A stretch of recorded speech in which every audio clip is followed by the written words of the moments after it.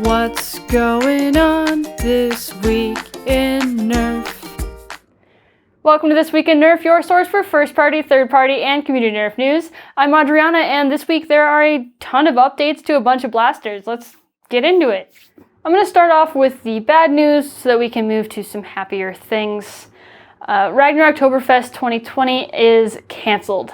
With the restrictions concerning COVID being ever-changing, that's preventing us from booking a venue, and without a venue, we can't plan a game adequately. And in addition to that, we can't even be sure that it'll be safe in October by the time we'd be able to actually put it on. And we also worry for both monetary and safety reasons that people would be reluctant to travel. And we want to be able to share this event with as many people as possible. So the right thing to do is to keep planning and wait for October 2021. And it'll allow us to spend so much time working on the story and the missions and the props so we can make it a truly outstanding event. And in the meantime, we'll probably be able to do some test games when it becomes safe to do so. If you're interested in those, there's a link to the Ragnar Oktoberfest Facebook page in the description so you can get more updates on that as they come. A new style of Magnum Super Drum was spotted in Target by Jake Lake. This is the Magnum Super Drum X2. So how's it different from the original Magnum Super Drum? Well, this one has a stock on it instead of like a weird arm brace thing, and the stock looks pretty comfortable and seems adjustable. So that's pretty neat, a really cool update for that. In addition, the front grip on the front of the blaster looks a lot better than the nothing that was on the front of the original blaster. And the drum, while not compatible with the old version of the Magnum, is removable. So if you get more than one of these, you'll have multiple drums that you can swap around, and that's pretty neat. In addition to the Magnum Super Drum being refreshed, there's also the Blitzfire X2 that's been spotted in Target. And I wouldn't have noticed this update. It's pretty similar to the old one. It's got some straighter lines, especially in the priming grip area. The grip panels look really nice and just add something nice to the blaster. And the partial cover over the cylinder makes it look less cheap. I'm not sure if X2 will be a line of its own or how many blasters are going to be affected by this, but all the changes are positive so far, so I'm looking forward to more. There's some name leaks for some new Nerf blasters, and I'm pretty excited to share them with you. We'll start off with a couple of Fortnite things. So there's the MS Fortnite Thunder Crash, which is likely a micro shot denoted by the MS. Thunder Crash is a skin for the pickaxe, and it looks like a dark horse. So the blaster itself will look probably really similar to the Rainbow Smash, which has already been released as a micro shot recently. There's also the Fortnite IRI. So for IR, infantry rifle is my best guess, and there are several skins for those that start with I, like Inferno and Ice Storm, but naming of skins has consistently been a full word in the past, so it's really strange to just be I right now. Looking forward to what this could even be. The Hyper March 100 has also been found on a distributor website, and this, we're assuming, matches the capacity of the Hyper Hail, which also denotes 100 in the name. It's clear that the Hyper is a very, very high capacity line, and I am looking forward to seeing more about what it actually is. The Halo MA40 is now available for pre-order in the UK, so you can pick that up for £31 on amazon.co.uk, and it'll be released on July 1st. So the MA40 is a semi-auto flywheeler, and there's a funky shaped 10-dart mag that won't work on other blasters. Keep that in mind if you think the mag looks neat.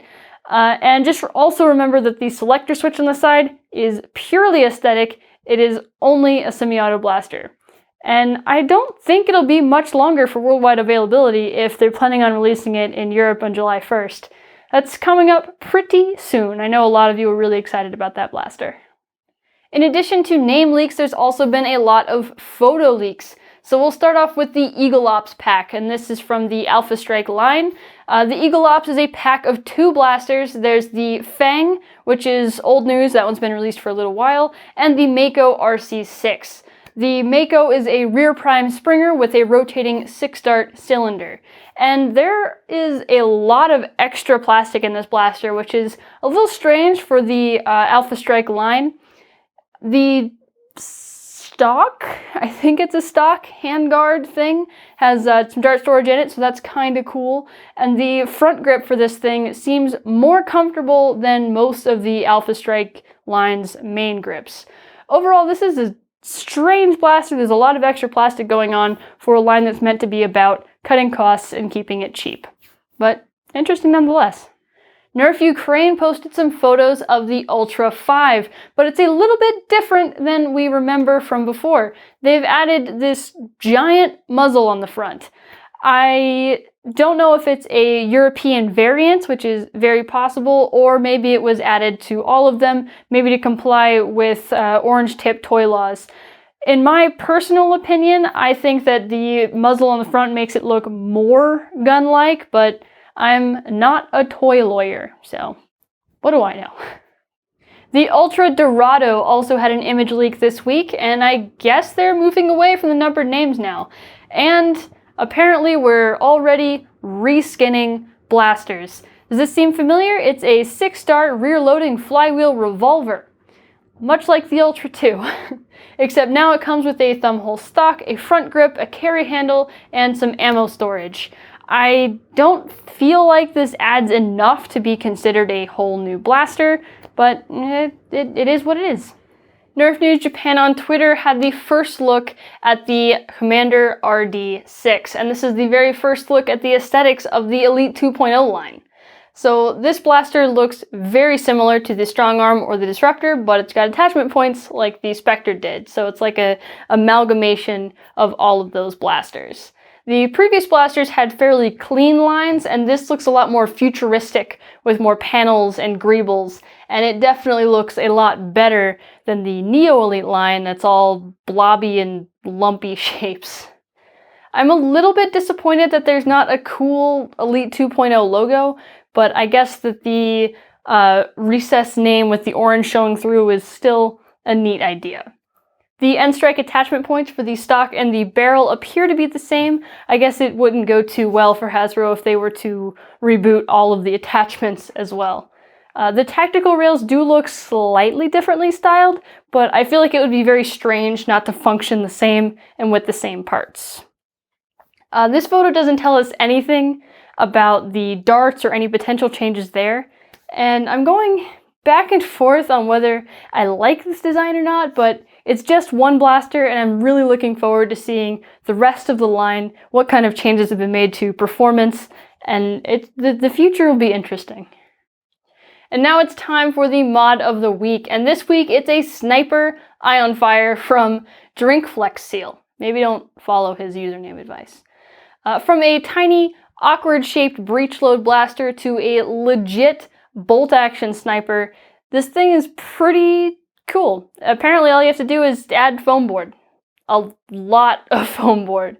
The thumbhole stock on here looks reasonably comfortable and also holds darts.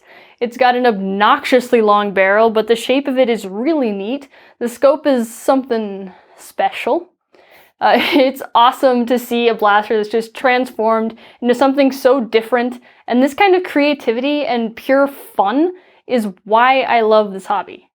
Just don't step on it. And that's all the news I have this week. Thank you so much for watching. As usual, the links to everything I talked about is down in the description, and along with a link to the This Week in Nerf Digest, which is back from its short hiatus. So if you want to read about the news rather than listen to it, that is available now as well. Hit the like button and subscribe button, and I guess we're doing an outro dance. All right. Nothing weird here.